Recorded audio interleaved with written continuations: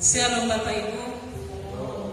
Baiklah, kita akan memulai ibadah komsel kita. Mari kita bersaat teduh sejenak. Saat teduh kita mulai.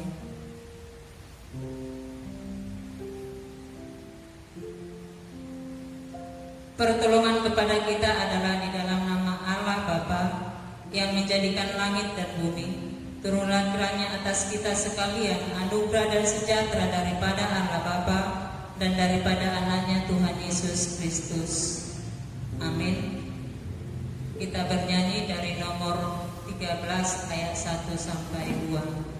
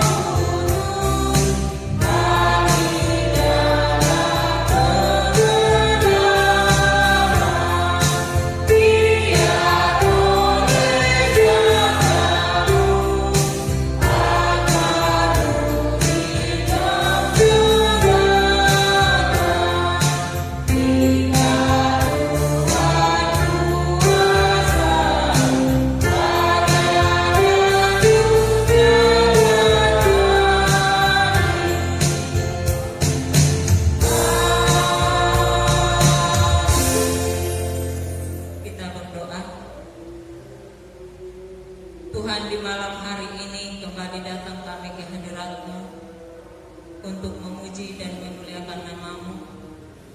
Tuhan, hadir Engkau di ibadah komsel kami ini yang kami adakan di setiap rumah kami masing-masing. Biarlah berkat-berkat-Mu Tuhan hadir di setiap rumah tangga kami masing-masing. Biarlah kuasa Roh Kudus-Mu menguasai hati dan pemikiran kami. Untuk itu Tuhan, di malam hari ini kami pantas dan pantas Tuhan untuk mengucap syukur kehadirat-Mu atas lawatan Tuhan, atas kekuatan yang Tuhan berikan, atas penyertaan-Mu di setiap langkah kehidupan kami, sehingga ibadah kami ini boleh kami lakukan di setiap rumah kami masing-masing. Terima kasih Tuhan, terima kasih Yesus. Terpuji, termulialah Engkau Tuhan, kekal selama-lamanya. Amin. Kembali kita mengangkat lagu pujian kita dari nomor 85 ayat 1 sampai 2.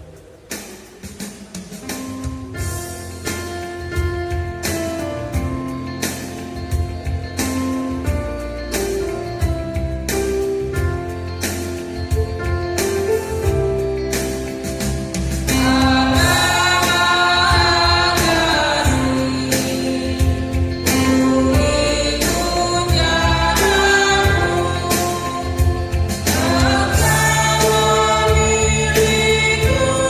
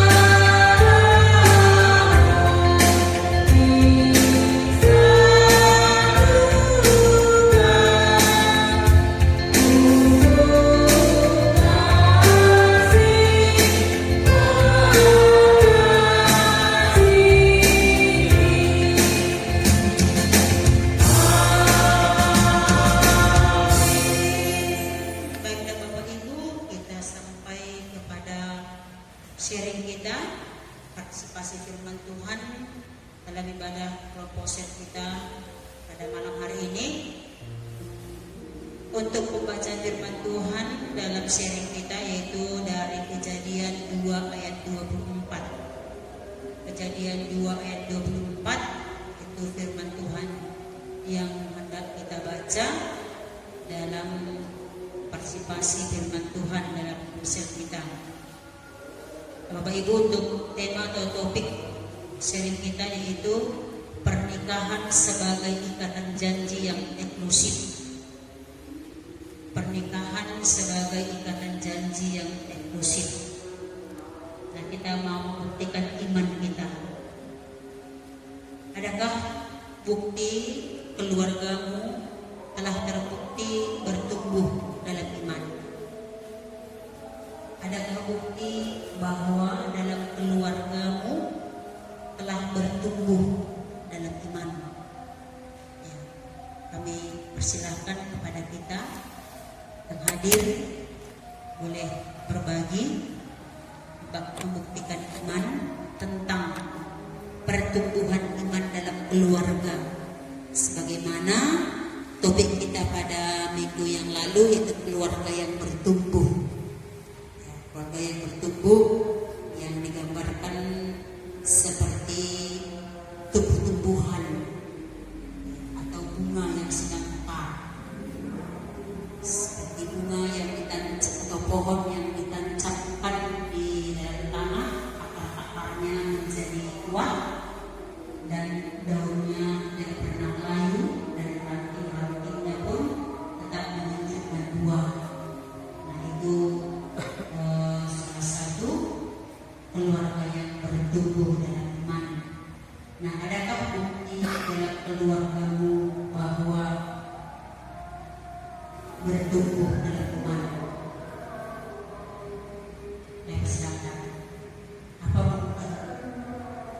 bukti bahwa dalam keluargamu iman sedang bertumbuh?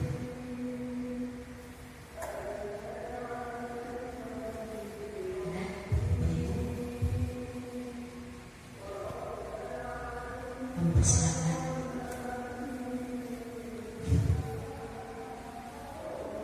Adakah di keluarga terbukti bertumbuh di dalam iman? Sebagai yang keluarga ya, seperti keluarga kami, di keluarga kecil kami,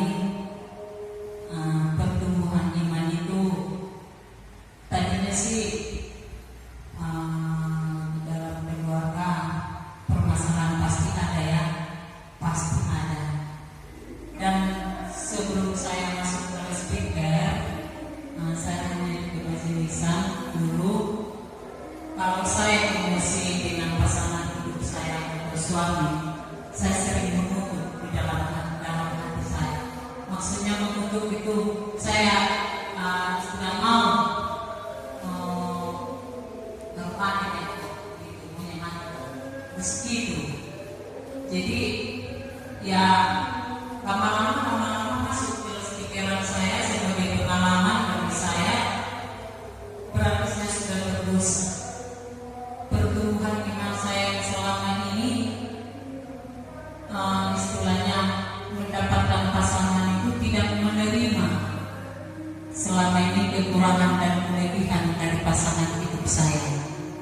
Dan saya sudah merasakan itu di dalam kelas pikiran saya sebagai introspeksi diri ibu rumah tangga. Saya berarti salah. Saya sangat-sangat bersalah dan berdosa. Sebab kebaikan dari suami saya sangat gunakan sering, dan istilahnya kalau ada masalah dalam rumah tangga, menurut suami itu benar dan menurut saya salah, dan selalu saya membantah.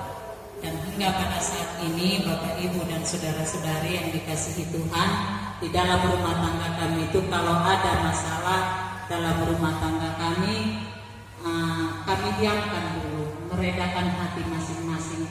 Jadi tak pernah kami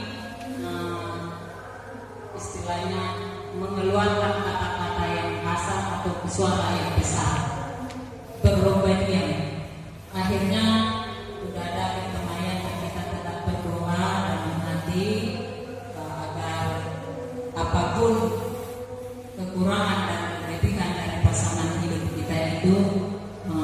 supaya kita dapat menerima, dan itu sudah nyata secara khusus dalam kehidupan saya. Sudah istilahnya saya sudah dapat mempelajari suami saya. Kalau saya melakukan ini pasti suami saya marah, dan saya kalau melakukan ini suami saya pasti tidak setuju. Jadi mulai dari situ saya mulai mengambil kesimpulan bahwa apa yang akan dilakukan keinginan suami itu yang saya lakukan, walaupun memang terkadang emosi masih ada, cuma emosi itu saya pendam di dalam hati. Jadi berarti saya bisa menahan diri, dan itu sudah kami tempatkan di dalam rumah tangga kami masing-masing sebagai ibu rumah tangga, dan sudah siap menerima di dalam kelebihan dan kekurangan pasangan hidup saya yang sudah diberikan Tuhan di dalam kehidupan saya. Itulah sebagai pertumbuhan iman yang sampaikan buat kita dalam rumah tangga kami. Terima kasih. Saling menerima ya, saling menerima, saling memahami satu dengan yang lain, dan memang itu yang dikatakan oleh Rasul Paulus kepada jemaat Efesus, di mana kita masing-masing diberikan kasih karunia, yang kasih karunia menurut ukuran kepada Kristus. Dan dianugerahkan kepada kita kasih karunia untuk saling melengkapi, saling menerima satu dengan yang lain, saling berbagi, saling menopang dalam kehidupan rumah tangga, saling membantu dan saling melayani, bukan saling membiarkan dalam kehidupan rumah tangga. Jadi memang Bapak Ibu, salah satu pertumbuhan iman dalam keluarga adalah saling menerima satu dengan yang lain, saling berbagi dan tidak saling membiarkan. Artinya apa yang menjadi pergumulan dalam rumah tangga bukan hanya bagian suami, bukan hanya bagian istri, tapi semua memiliki. Artinya pergumulan itu bukan hanya bagian seorang, tapi bagian daripada rumah. Bukan hanya pergumulan seorang anak, lalu hanya dia yang merasakan pergumulan itu, tapi pergumulan anak juga menjadi pergumulan seorang ayah atau seorang ibu. Itu salah satu membuktikan bahwa iman keluarga itu telah bertumbuh. Ya. Oke, baiklah. Kita berharap juga dalam kehidupan rumah tangga jemaat kita supaya saling bertumbuh, saling melayani, saling melengkapi satu dengan yang lain. Kita sudah ada itu dalam kehidupan rumah tangga. Salah satu itulah bukti iman. Kita masuk kepada iman dan kehidupan. Gary Rosbeck, seorang konselor pernikahan dan keluarga, dalam bukunya Pernikahan Anti Cerai yang terbit di tahun 2002, menuliskan keprihatinannya tentang tingginya angka perceraian di Amerika. Dalam buku tersebut, Gary Rosbeck mengungkapkan fakta bahwa saat ini di Amerika Serikat 43% dari semua pernikahan pertama berakhir dengan perceraian. Sekitar 60% dari pernikahan kedua mengalami nasib yang sama. Menurut penelitiannya, angka perceraian di Amerika mencapai 2 kali lipat angka perceraian di Prancis atau di Jerman, dan 3 kali lipat angka perceraian di Jepang. Yang lebih memprihatinkan adalah kenyataan bahwa negara-negara tersebut pada umumnya memiliki lebih sedikit orang Kristen dibandingkan Amerika Serikat. Hanya Inggris yang mempunyai tingkat perceraian sebanding dengan Amerika. Namun keadaan di Inggris tersebut baru muncul pada tahun 1996. Bagaimana dengan keadaan Indonesia? Merujuk pada Badan Peradilan Agama atau Badilak, Mahkamah Agung, tingkat perceraian keluarga Indonesia dari waktu ke waktu memang semakin meningkat. Pasca reformasi politik Indonesia tahun 1998, tingkat perceraian keluarga Indonesia terus mengalami peningkatan. Dan tahun 2016 misalnya, angka perceraian mencapai 19,9% dari 1,8 juta peristiwa. Sementara data 2017 angkanya mencapai 18,8% dari 1,9 juta peristiwa. Jika merujuk data 2017, maka ada lebih 357.000 pasang keluarga yang bercerai tahun itu. Perceraian terjadi lebih banyak pada usia perkawinan di bawah 5 tahun. Kebanyakan kasus perceraian dilakukan oleh pasangan yang berusia di bawah 35 tahun.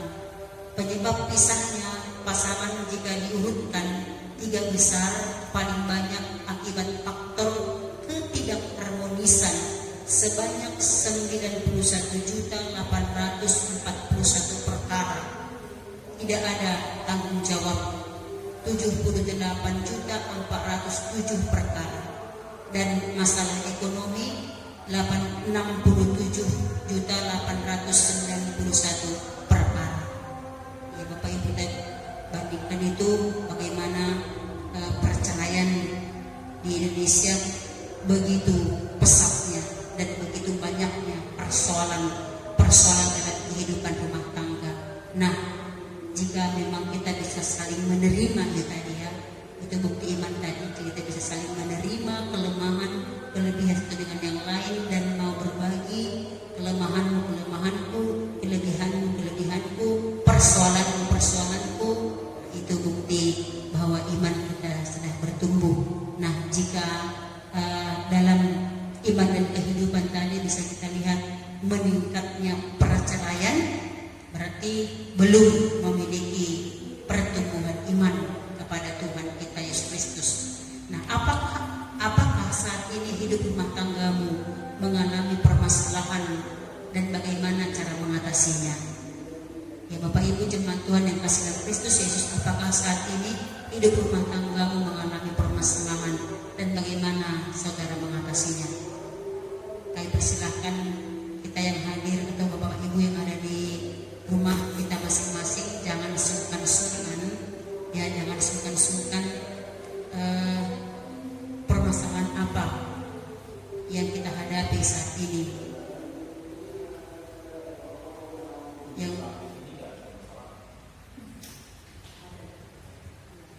Yang jelas permasalahan bukan ini permasalahan rumah tangga umum, secara umum ya, permasalahan mendunia. Ya, itu masalah luar biasa, itu masalah yang sudah kita putuskan. Nah, artinya Bapak Ibu bagaimana kita mengatasinya? Bagaimana kehidupan rumah tangga, seorang kepala rumah tangga bagaimana mengatasinya kalau istri terlalu khawatir tentang kehidupan ekonomi atau sebaliknya. Nah, bagaimana suami dan istri mengatasinya? Ini sekarang yang mau kita sharingkan. Ya, kami persilahkan. Terima kasih. Di setiap keluarga itu pasti ada masalah, kecil atau besar, tergantung keluarga itu bagaimana pilihannya. Seperti keluarga kecil kami, kadang-kadang tiap hari ada permasalahan terutama tentang anak. Kadang-kadang zaman sekarang ini kita lihat keinginan anak ini udah melebihi yang kita pikirkan. Maunya ini. Terkadang kita kalau berpikir zaman kita tak ada sehebat ini, tapi bisa kita diarahkan orang tua kita. Sekarang apa permintaan anak kita? Udah kita usahakan sekedar memiliki udah. Tetapi kadang-kadang kalau kita kasih arahan selalu dibantah dulu, memang dilakukan. Tapi di sini kan diuji kesabaran kita. Terkadang suami istri kadang aji maho suara ndo malahat-lahat sana kesu dibibelekmu. Apa yang lebat demak katai itu dibegitu. Jadi terkadang kita di sini suami istri bisa menyalahkan istrinya, iya suami bisa menyalahkan istri. Hati nurani istri dengan suami lain. Terkadang kita kalau kita ngomong atau kita pukul, mau kita lemas sendiri. Nah, itulah mungkin hubungan kita dengan anak. Jadi kalau setiap permasalahan itu, kalau suami marah gara-gara anak, kita ambil solusi bagaimana supaya jangan jadi berantem. Jadi kalau setiap keluarga itu mungkin tidak ada masalah, pasti ada. Jadi kalau kami keluarga untuk mengapakannya ini, mengatasinya, kalau pas suami yang bicara, ibu diam. Jadi nggak ada membela satu dengan yang lain. Tetapi kalau sudah reda nanti kita ajak. Itu yang dibilang bapakmu itu, walaupun dia keras, tujuannya baik.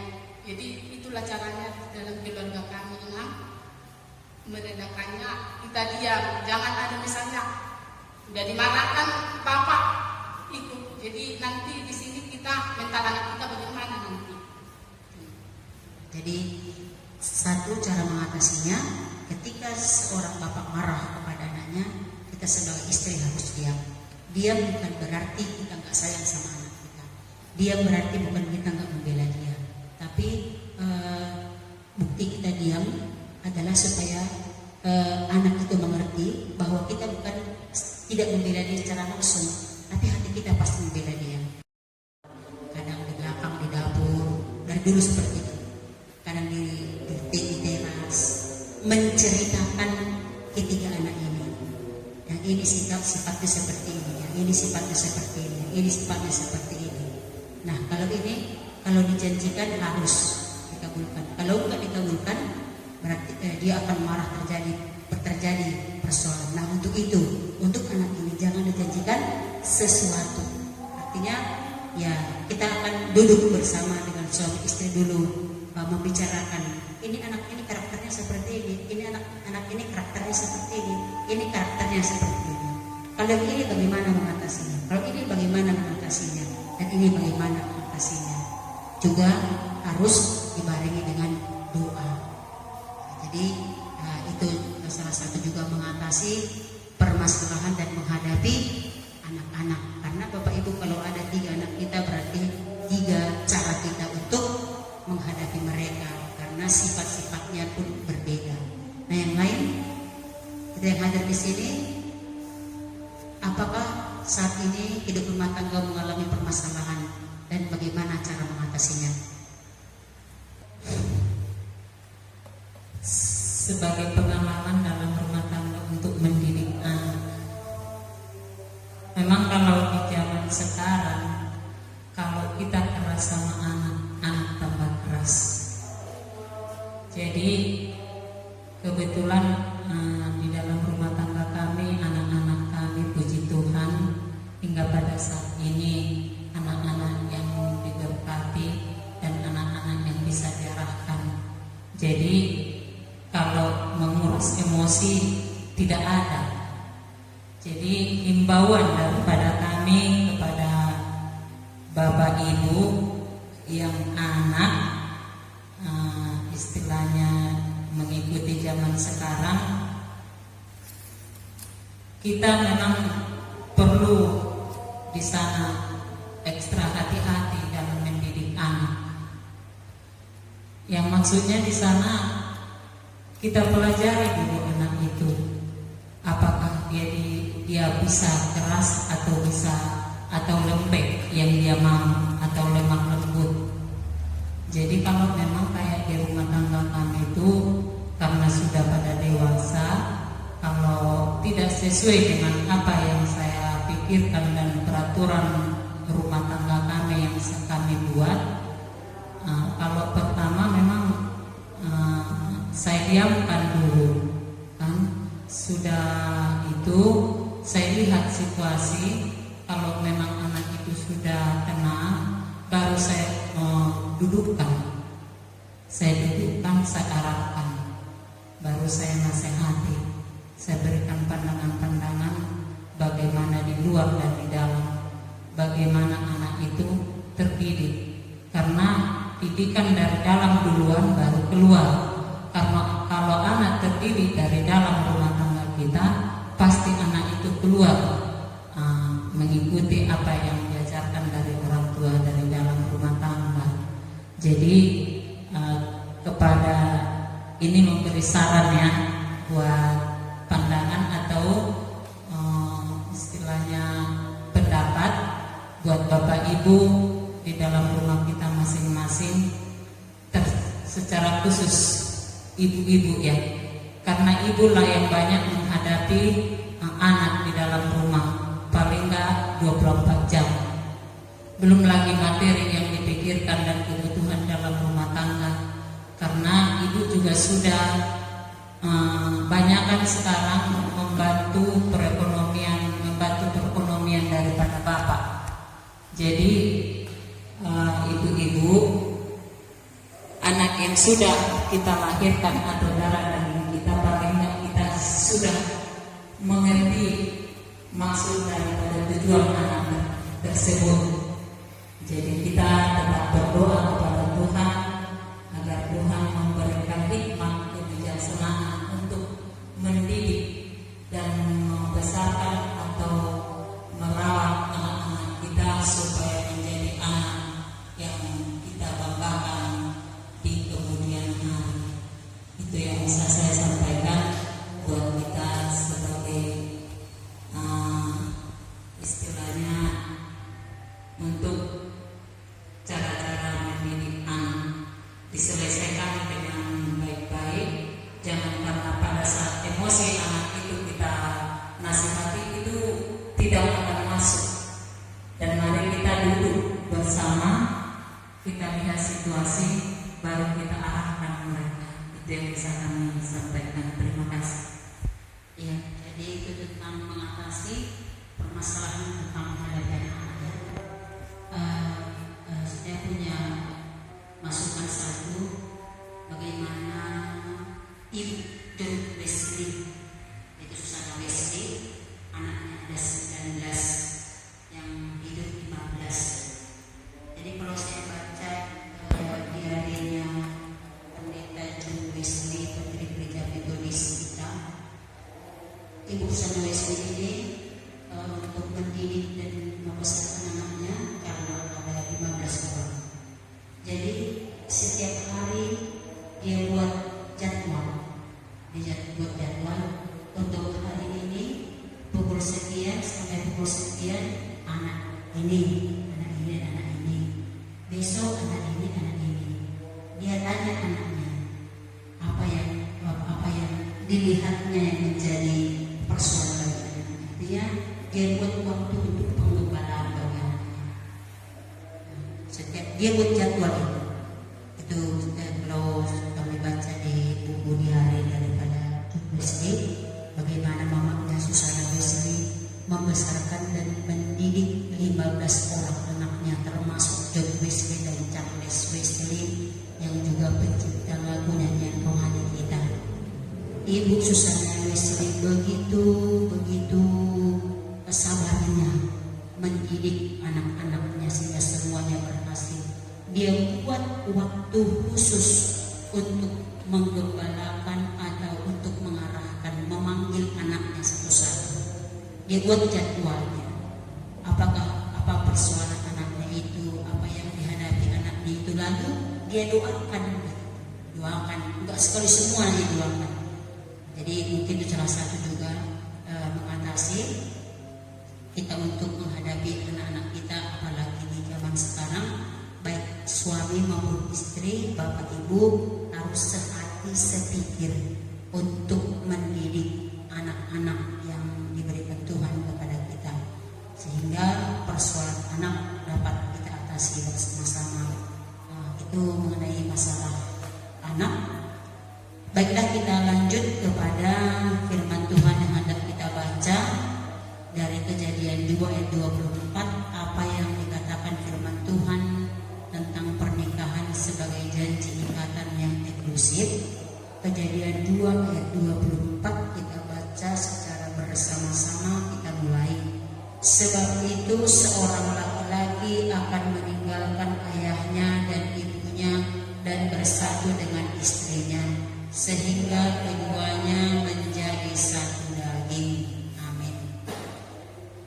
Pada pemahaman ini menyiratkan bahwa laki-laki itu bukan secara harafiah meninggalkan ayah dan ibunya, tetapi hal ini mengandung makna dan arti jika laki-laki itu akan memperistri perempuan untuk menghasilkan keturunan, dan makna meninggalkan ayah dan ibu atau laki-laki tentu saja bermakna membentuk keluarga sendiri, bukan secara nyata meninggalkan ayah dan ibu dari laki-laki. Kata meninggalkan dari ayat tersebut memiliki pemahaman bahwa laki-laki itu menjadi dipisahkan karena memiliki kehidupan sendiri dengan perempuan atau istrinya. Dipisahkan karena laki-laki tersebut telah memiliki pendamping. Laki-laki dan perempuan itu akan membentuk keluarga sendiri yang dibentuk karena pernikahan.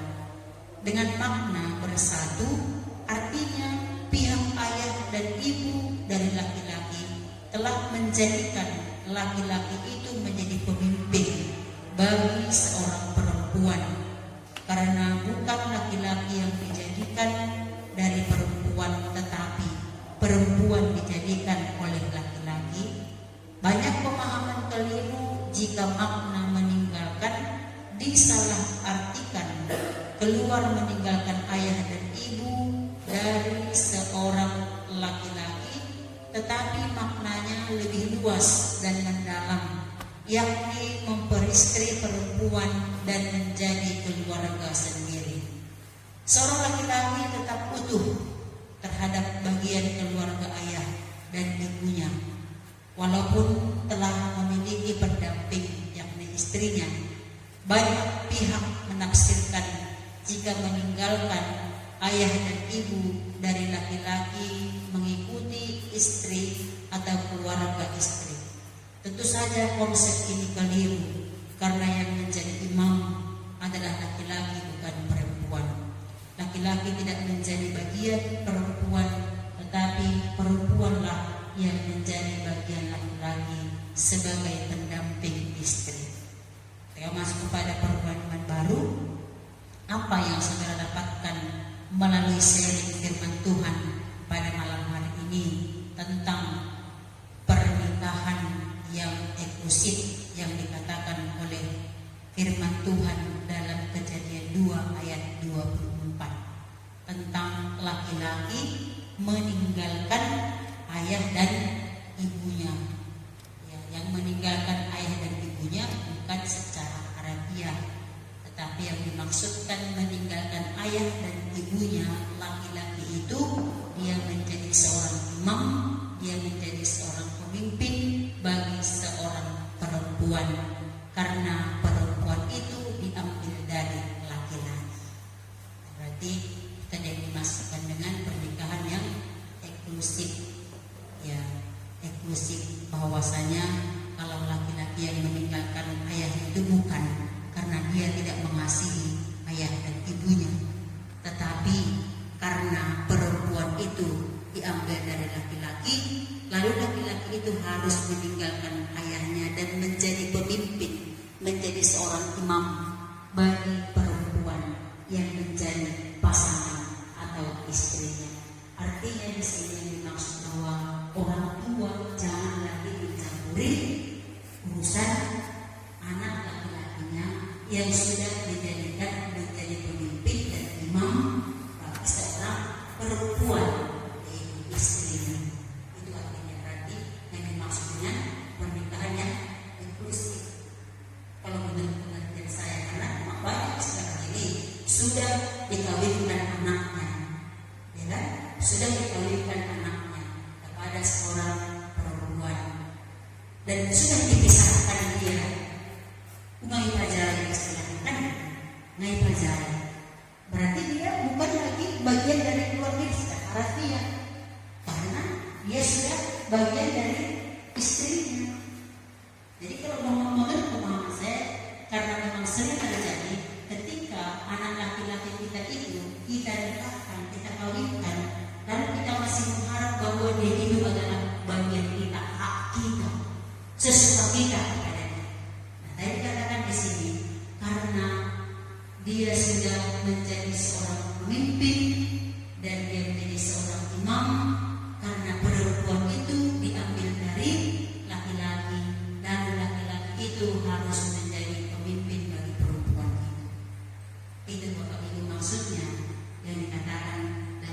Tuhan Kejadian 2 ayat 24, pernikahan sebagai ikatan yang eksklusif, bahwasanya memang jangan lagi dicampuri, karena dengan seringnya orang tua laki-laki mencampuri, bahkan merasa bahwa anak laki-lakinya itu adalah masuk bagian dia, hak dia, sehingga terjadilah perceraian yang mudah, pernikahan yang mudah.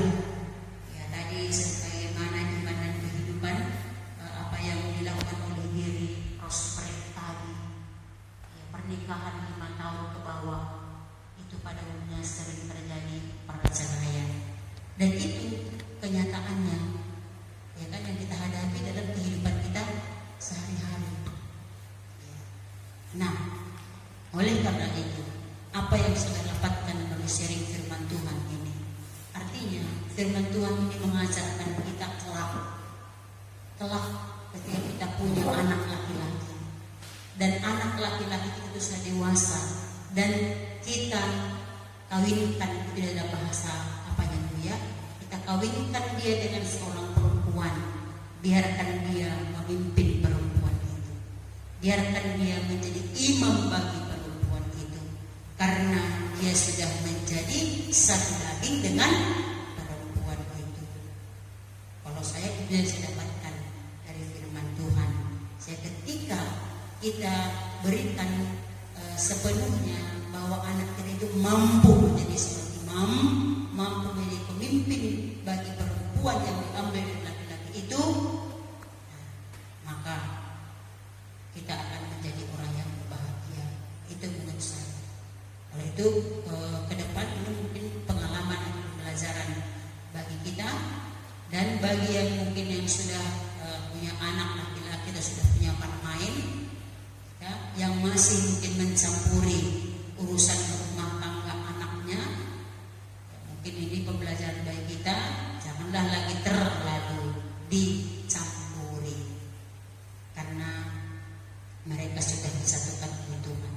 Poin yang kedua, apa yang saudara lakukan agar pernikahanmu, rumah tanggamu tetap berjalan tentram, damai, dan sejahtera sampai akhir hidup yang memisahkan? Apa yang saudara lakukan agar pernikahanmu, rumah tanggamu tetap berjalan tentram, damai sampai kematian atau maut yang memisahkan? Ya, apa yang Bapak Ibu lakukan? Atau masih adakah kita di sini, atau mungkin Bapak Ibu yang di rumah, pernikahannya, rumah tangganya masih dicampuri oleh orang tua kita?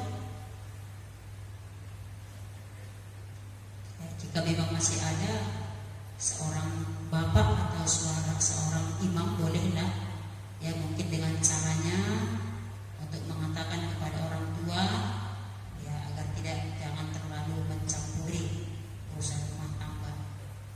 Nah, apa yang kita lakukan agar pernikahanmu, rumah tanggamu tetap berjalan tentram, damai, dan sejahtera sampai maut memisahkan? Ya. Terima kasih.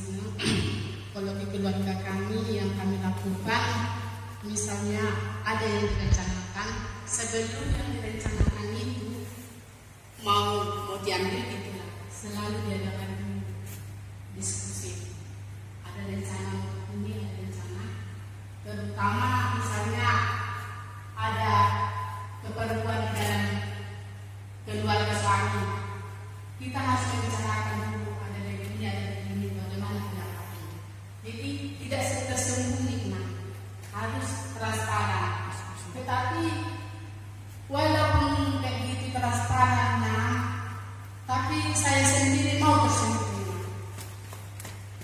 Itu saya sadari itu salah. Tetapi karena keadaan yang menuntut, misalnya kayak keluarga saya luar biasa sekali. Tetapi saya beruntung dapat semua. Saya tidak beruntung dapat semua. Itu kalau saya mundur ke belakang, mungkin bisa mencuci air mata. Saya 30 tahun enam berumur. Saya bercita-cita kami 6 bersaudara. Dengan melihat keadaan orang tua, kami dulu tinggal di Lego, warna mula pinang, mula uleni, karena mudah-mudahan. Jadi saya berpikirnya yang anak ini harus bisa, saya kan tamat dari SMA sederajat. Saya bercita-cita yang keenam ini harus sederajat dengan saya. Itu saya usahakan ya. Sesudah saya usahakan itu, baru menikah. Aku bertanya sekarang dulu, bagaimana untuk memutuskan itu? Supaya misalnya, kan udah berulang-ulang sih di Bandung, tetapi masih belum bisa untuk mandiri, masih perlu urutan tangan. Tetapi kan suami ada batas memang.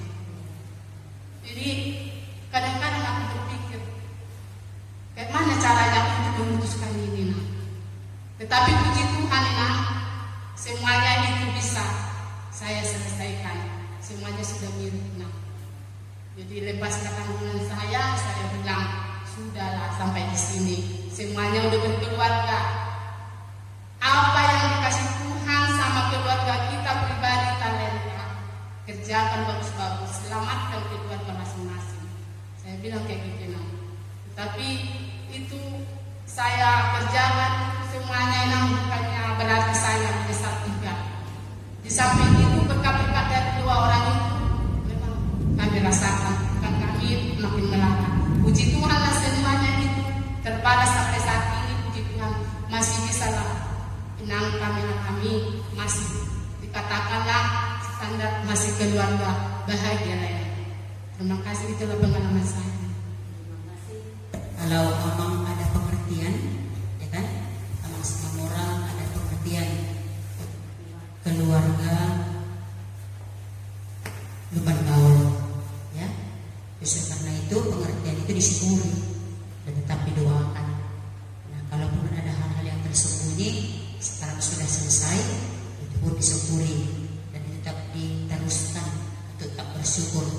Dan pengertian itu pun tetap kita syukuri. Kalau kita punya suami orang yang berpengertian yang luar biasa. Nah, memang bagaimana agar pernikahan rumah tangga itu berjalan dengan baik? Ya, memang harus ada saling pengertian satu dengan yang lain. Kemudian Bapak Ibu saudara kasih Kristus Yesus, bagaimana supaya pernikahanmu, rumah tanggamu tetap berjalan dengan baik? Ya, sebagai suami, apa yang dikatakan dalam firman Tuhan, kalau sudah disatukan oleh Tuhan dan meninggalkan orang tua, ya, sudah meninggalkan orang tua, tetaplah menjadi imam yang baik bagi istri dan anak-anak, menjadi pemimpin bagi istri dan anak-anak.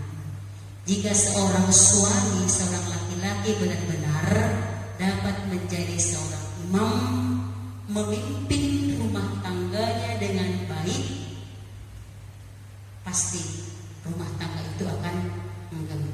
Demikian juga istri, seorang ibu, ya jadilah seorang istri yang mengasihi dan yang manut bahasa Jawa dia, yang manut kepada seorang suami atau kepada seorang laki-laki yang kita jadikan dia menjadi imam kita dalam rumah tangga kita.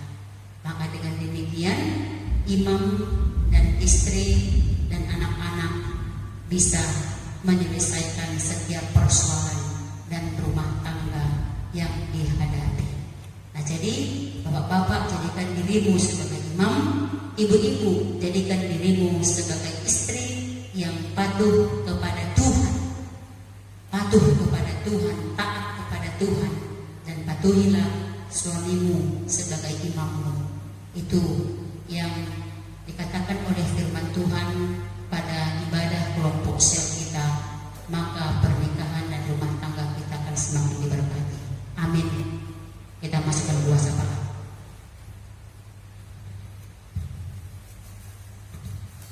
Kita berdoa.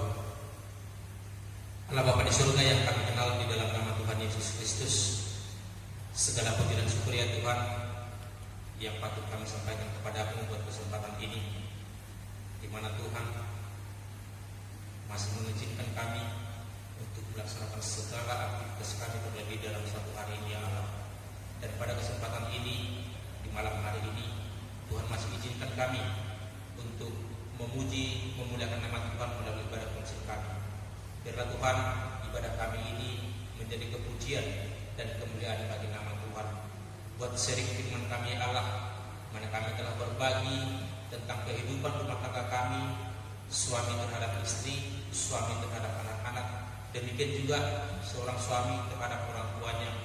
Tuhan, firman-Mu mengajarkan agar orang tua tidak lagi mau mengurusi ketika anaknya laki-laki sudah berumah tangga, dan firman-Mu juga mengajarkan agar suami melupakan orang tuanya, ibunya atau bapaknya, tetapi tidak secara harfiah. Tuhan Yesus, tujuannya adalah agar keluarga yang telah Engkau satukan benar-benar menjadi keluarga yang berbahagia dan yang mandiri. Dan itulah yang Tuhan ajarkan melalui sharing firman kami pada saat ini. Terpujilah Engkau ya Tuhan, kami berdoa buat saudara seiman kami di dalam persekutuan komsel kami, yaitu Jemaat Agama Dumai.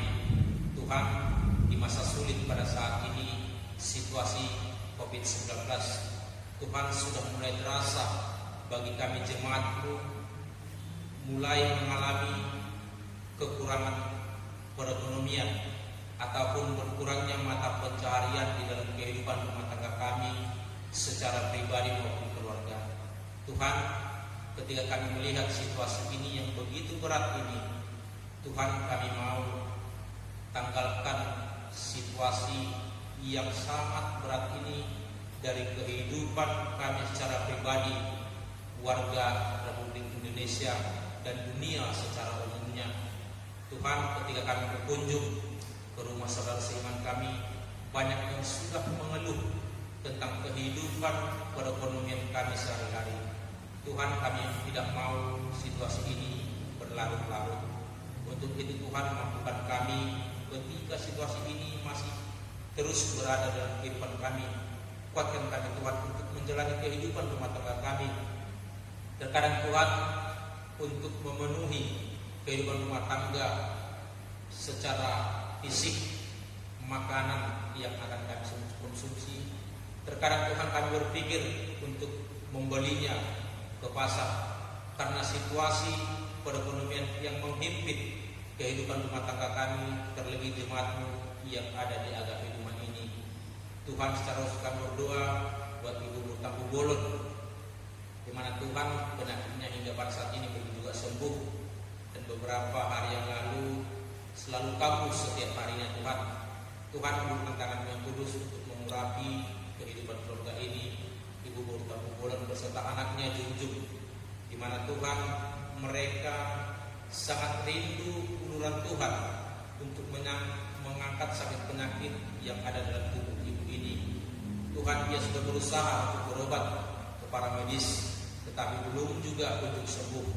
Untuk itu Tuhan, hanya mujizat-Mu yang boleh menyatakan kesembuhan buat ibu ini.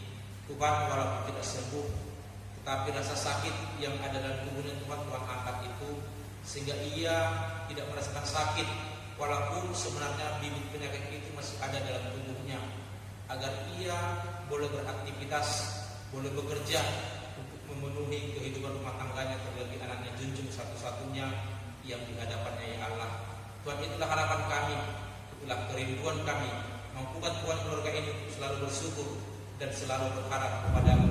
Dan kami yang mampu ini Tuhan, izinkan kami bersatu hati untuk mengulurkan tangan kami seberapapun yang bisa kami berikan buat saudara kami ini. Oleh karena situasi pada saat ini Tuhan, tidak dari segi besarnya, tetapi Tuhan, walaupun sebenarnya hanya sembako yang bisa kami berikan, bukanlah hati pemikiran kami Tuhan, agar kami boleh memberikannya dengan setulus hati buat keluarga ini. Tuhan, itu adalah rencana bagi kami. adalah harapan kami, tetapi hanya Tuhan yang boleh menyatakan persatukan hati kami untuk membantu keluarga ini secara materi maupun secara doa.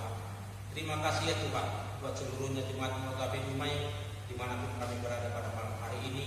Apapun aktivitas kami Tuhan, Tuhanlah yang bekerja untuk setiap semua kerinduan dan keinginan kami, agar semuanya itu Tuhan boleh nyata di dalam kehidupan rumah tangga kami pribadi maupun secara keluarga. Terpujilah Engkau ya Tuhan, ketika Tuhan kami Tuhan izinkan untuk mengurus anak-anak kami, walaupun mereka belajar dari rumah. Tuhan, kami sebagai orang tua Engkau tuntut pada saat ini untuk lebih giat lagi mengajar mereka belajar di rumah, karena mereka tidak bersekolah lagi sebagaimana biasanya. Untuk itu Tuhan, berikan kesabaran bagi kami orang tua untuk mendidik mereka di rumah, agar kami boleh kuat, boleh sabar mengajar mereka, sehingga di kemudian hari anak-anak kami ini boleh menjadi kebanggaan bagi kami, bagi semua masyarakat, terlebih di hadapan-Mu ya Tuhan. Terima kasih Tuhan, terima kasih Allah. Kami manusia yang berdosa, ampuni dosa pelanggaran kami, agar kami layak di hadapan-Mu. Terpujilah Engkau Tuhan, di dalam nama-Mu kami telah berdoa dan bersyukur. Amin.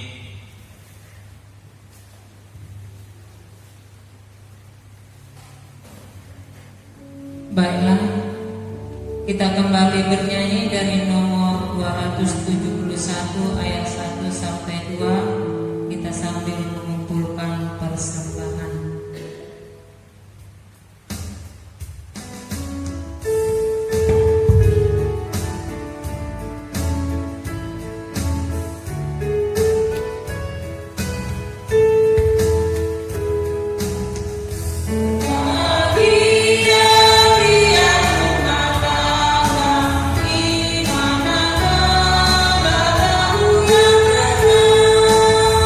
Amin.